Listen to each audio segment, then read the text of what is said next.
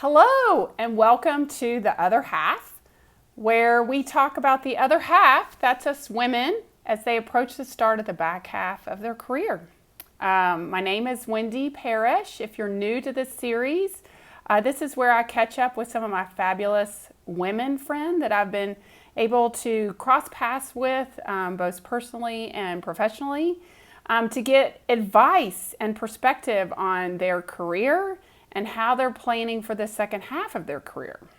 A few things before we get started. We are live, so feel free to ask any questions in the comments, and we'll try to get to those as they come. And if you want to make sure to not miss an episode, please connect with me on LinkedIn. Now to the good part. Today's guest is Natalie Dickey. Natalie and I went to high school together and have been friends ever since. I was extremely jealous of Natalie's first professional job, which, if I remember correctly, was as an accountant for Club Med. I think she started in the Turks and Caicos or somewhere really fabulous, and they would rotate her to all these fabulous places, so I was super jealous. But also, Natalie is one of the most positive, resilient, smart, and fun people to be around. We've never been able to work together, but I wish we could. So let me, without further ado, welcome to the show, Natalie. How are Hey, you? thanks. It's great to be here. You're so nice to be here. Can you start by telling the audience a little bit about yourself, more from the professional side of things, but if there's anything you want to share personally, that's okay too. Sure, of course. I'm currently the VP of Finance for a company called Transparent BPO. I've had a long career in finance, corporate finance, accounting, specifically within the BPO industry, which is the back office solutions. So think like call centers and outsourcing, that kind of environment. So I've worked in corporate finance for many years, and it's been kind of a journey to get here. So I guess that's what we're going to talk about today, right? That's what we're going to talk about, your journey. Okay, let's get me settled up and we'll start with our questions. Um, so you said in your opening that you had been doing corporate finance for quite a while. I'm always super impressed with people that can sort of quickly figure out what they're passionate about and Oh, what they want to do professionally, because that was not my experience. So can you talk a little bit about how you sort of figured out what you wanted to do professionally, what you like to do professionally? sure. Well, I mean, I think I'm with you, Wendy, in that regard. Is I don't feel like it's been like a straight upward career path like since day one. Anyone who graduates from college with an accounting degree and then decides to go work for Club Med is not exactly a type A go-getter on the path to immediate success. So, I mean, my journey has been kind of a wandering path. Um, Upward climbs, lateral moves. I've always been really more interested in, especially as a younger person, but more interested in the experience and what it brings me. And that was one of the things that attracted me to the Club Med experience. And, there's been something in every job and every role since then, um, something to learn or a new um, you know, work environment or even a new location.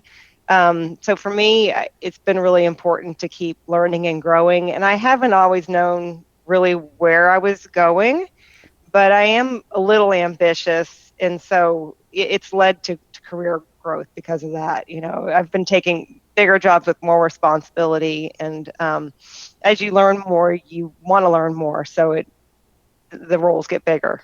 Yeah, yeah. No, that's great. Um, so, uh, so let's talk about the girl working at Club Med. If you could go back to her and and give her some advice, what advice would you maybe give her? Well, first of all, probably I bet zero of my current colleagues even know about me working at Oh, Club Med. So sorry. this is going to be Oh, very entertaining for them. Well, it's just early career stuff, and when you're this far along, it doesn't come up in every job interview. okay, we No can secret. delete It's this out on part if you LinkedIn. want So to. what? No, that's okay. I'm open about that, and it's. I think it's fun to talk about your journey and how you got where you are.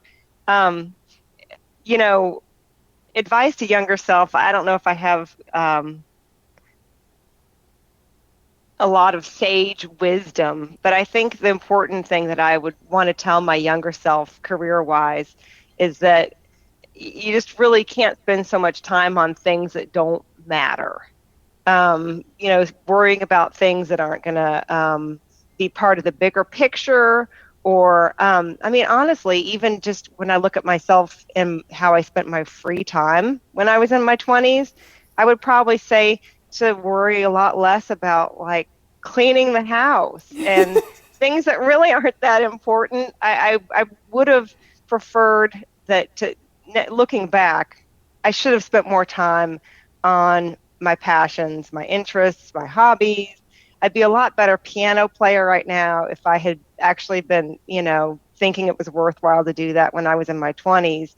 Um, I think you get to a certain point in your life when you're maybe in your 30s or your 40s and you kind of realize that, wow, if I had taken piano lessons when I first started thinking about it as an adult, I would have had 10 years under my belt by now or whatever.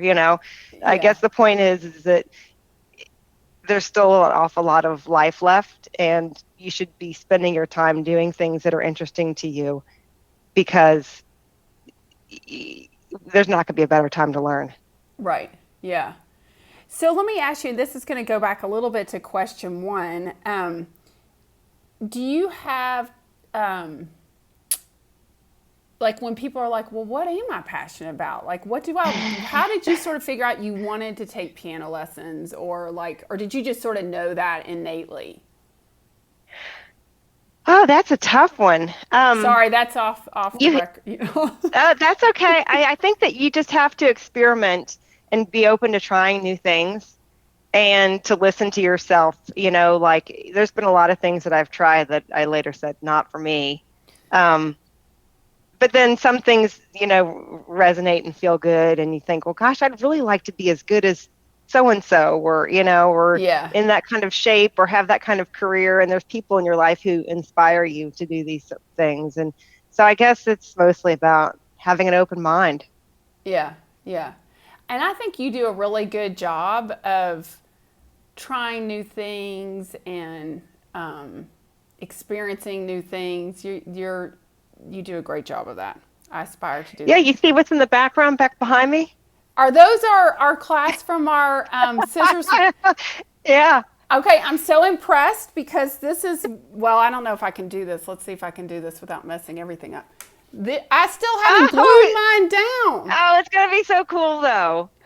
Yours looks a Well, lot truer to the to original purpose of the Matisse. class. So, Yeah. so just to back up and tell everybody, Natalie and I she found it, and I hopped on a drawing with scissors class with the London Drawing Group. It was an online class. Yeah, it was pretty fun. It was so fun. I had It a was great really time. fun. Um, okay, so you went back for your MBA a little bit later in your career than maybe, some people sometimes like work for 2 or 3 years and then go back and get their MBA. And I'm just curious how you sort of decided to do that Yeah. and how you feel it benefited your career, your professional path. Wow, I wanted to go back to school for a long time, and I wasn't sure what I wanted to do, but I wanted an advanced degree. I wasn't, but by the time I decided to go, there were some dissatisfactions with my current role and career, and I really felt like in order to grow, I needed to invest in my career a little bit. And for a while, I didn't really feel like I was able to do so. Um, I was a divorced single parent, as you know, and I really didn't feel like I wanted to be gone in the evenings, going to classes and stuff like that. So I really had to wait until the time was right. And it turns out to be very good that I did wait. I got to the point where, like I said, I wanted to invest in my career, and I realized, I have probably half my career left in front of me. And am I happy doing this, or do I want to do something more? Or do I want to learn more? So I ended up going back, and it was a really great decision to make. It ended up being a lot of fun. I felt very motivated and excited. I chose to go to in-person classes at the university here in Lexington, UK, because I felt like it was important to do in-person classes. I wanted to keep working, so I was able to do both. And they have a program, that's designed for people who have careers and who are, like evening students. So I don't Yeah. think evening student has quite the connotation that it used to. So it ended up being a lot of fun, and I think that it also has given me some opportunities since then. So I've had two new roles since I graduated, and I went back to school in my 40s.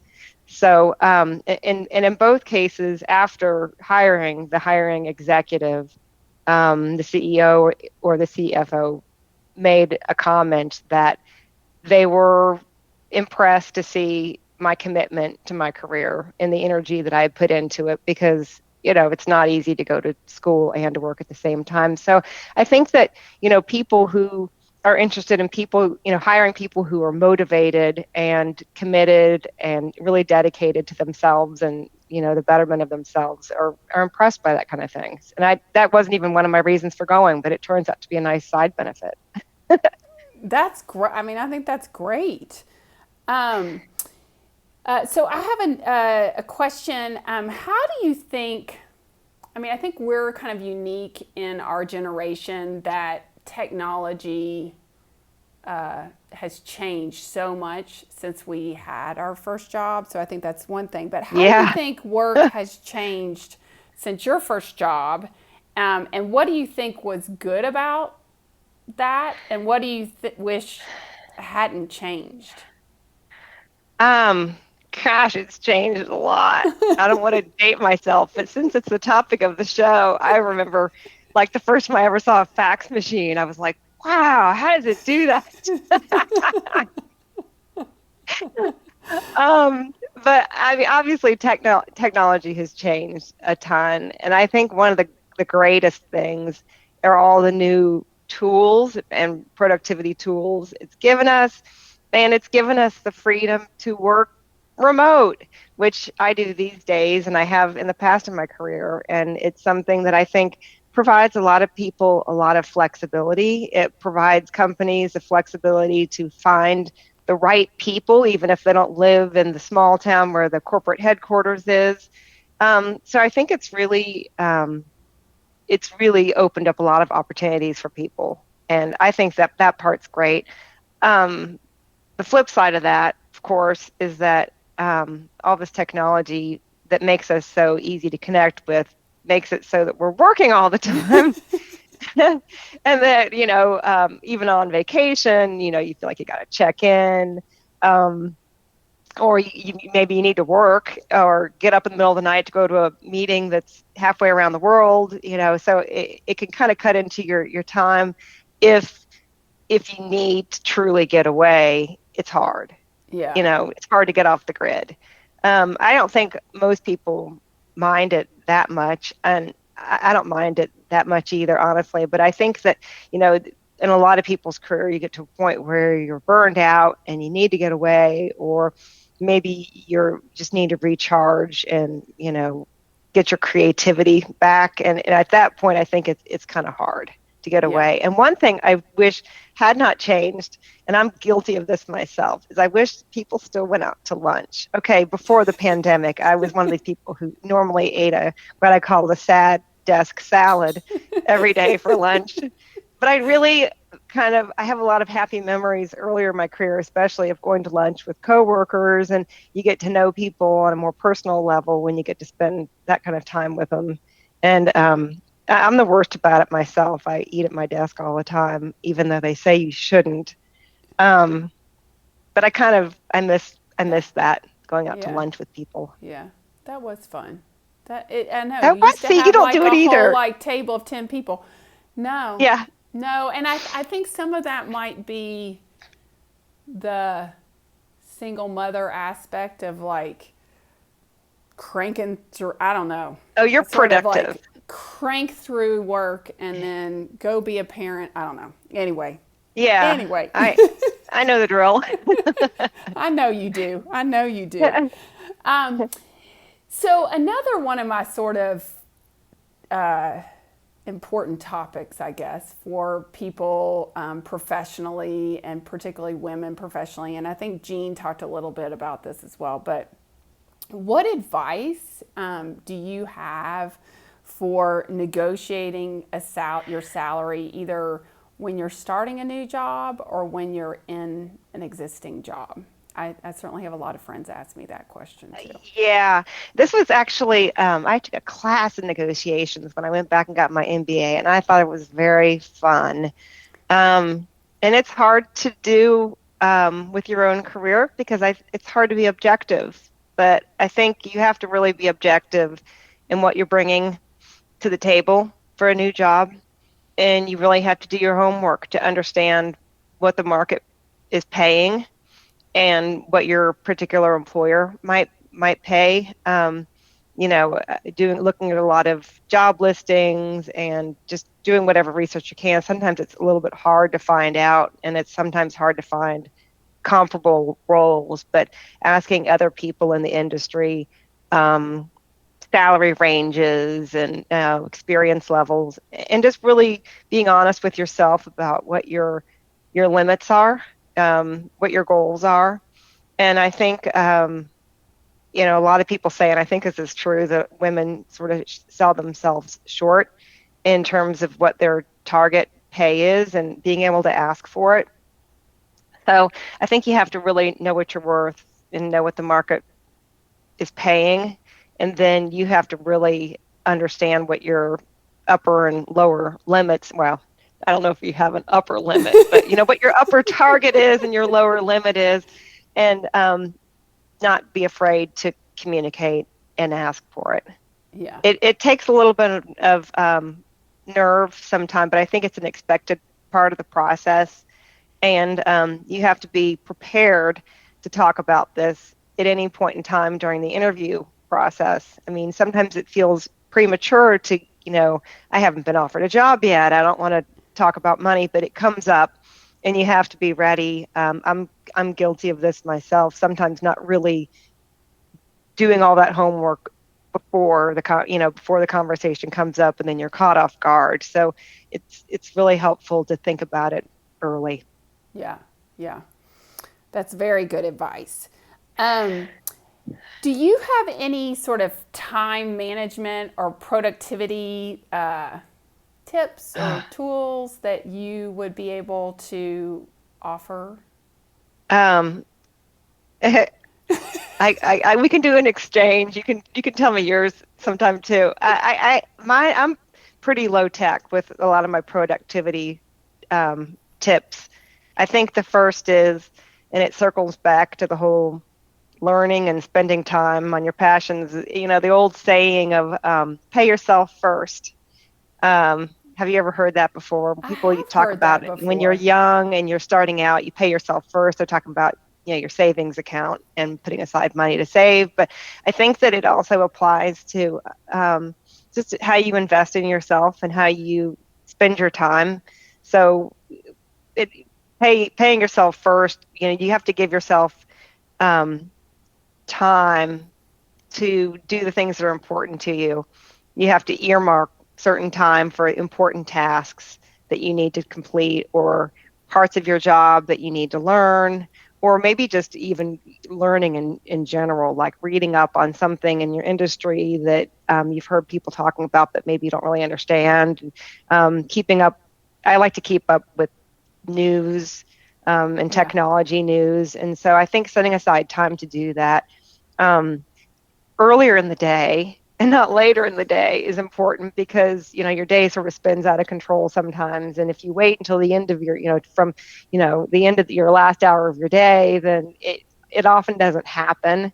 Yeah. Um, so I think it's important to set aside time. I'm also a super big list maker, task lists. I use, Outlook's tasks. I always have a notebook and I'll, have to-do lists. And I find that that's really especially helpful.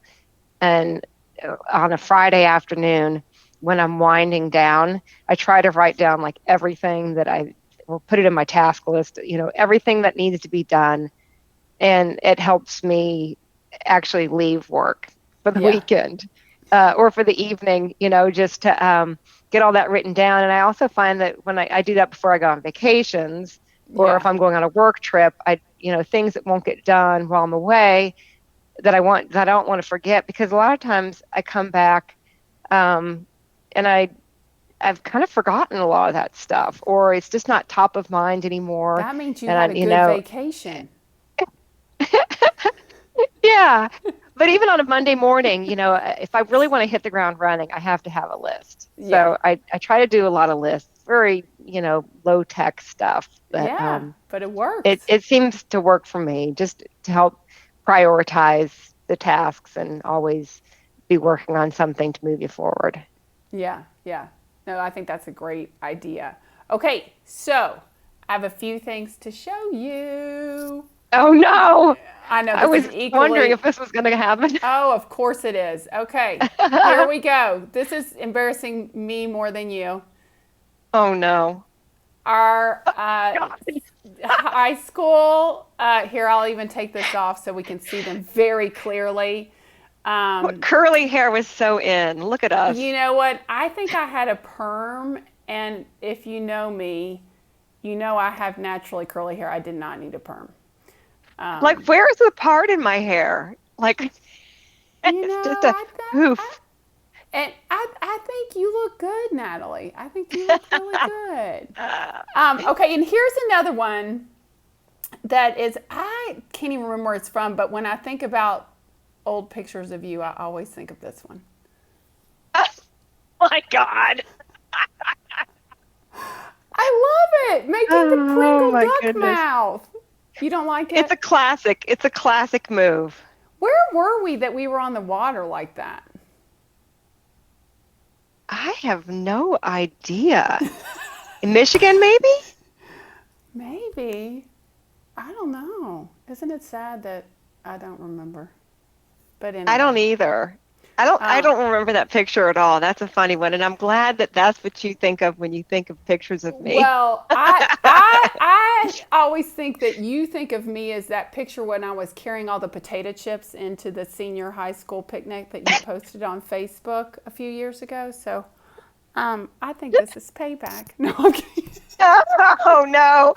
I didn't know I was doing something bad. I think it's a cute picture. No, I think it's I think my high school pictures are hilarious in and of itself. So, um, okay. So then I have one last question, and maybe this will lead it. What makes you scared or uncomfortable, and how do Well, you overcome it? since we're talking about careers, I assume you don't want to hear about spiders, right? That's okay. You can talk about spiders. Yeah, because I need to learn a better way to deal with spiders. But a lot of work stuff makes me uncomfortable or scared. I don't know if scared might be a strong word. Anxious, confrontations, the usual gamut of stuff. I think everybody struggles with their own things, and a lot of us, it's the same sort of stuff. Um, I try to be as prepared as I can, kind of face the fear straight on. If it's a presentation that you're nervous about in front of a confrontational audience or something, like that kind of thing can, you know, be unsettling. So Yeah. try to be as prepared as possible. Um, And I've even done the real geek move of practicing presentations before if they're really truly important, and especially if it's subject matter that I'm not super familiar with, Yeah. and that actually helps. Um, I think that's you good know, because advice. I don't think that's, I don't know whether you called it nerdy or geeky or what you yeah, called it, but I think that's good advice. yeah, and I've not done this for work, at least not that I remember, but really difficult conversations. Writing some talking points is sometimes helpful. I wouldn't go so far as to call it a script, but important talking points is helpful. I think you just have to be okay with being uncomfortable in your career. I hate to say that because nobody likes it, and I don't either. But I think that if you want to grow as a person and if you want to grow your career, you have to sometimes just be okay with being uncomfortable and say, this is going to be uncomfortable. It's not going to last. I'm going to get the hang of it, or it's going to be over soon, or whatever. And it's going to be a growing experience. And probably the mature thing that I would say is it just helps if you can reframe the fear or the anxiety as a challenge or an opportunity. And if you could sort of reframe it in your head and, be your best cheerleader for getting through it, um, it'll pass. Yeah, that's good advice. That's very good advice, Natalie. Thanks. I like the reframing. Um, Yeah, it sounds kind of like a goofy self-help thing, but I think it does help. And for me, the worst thing to do is to deny that it's bothering me because I'll just kind of keep it in and then it sort of lurks around and pops up and surprises you. But if you can acknowledge that it's there, then you can figure out a plan of attack. yeah, yeah, that's good. Well, I think that's the end of our questions. All Thank right, this has been fun. Thank you so much for coming on the show, Natalie. If I know you are on LinkedIn, so if people have questions or are you open to people reaching Yes, out to of you? course. Yeah, Okay. yeah, of course.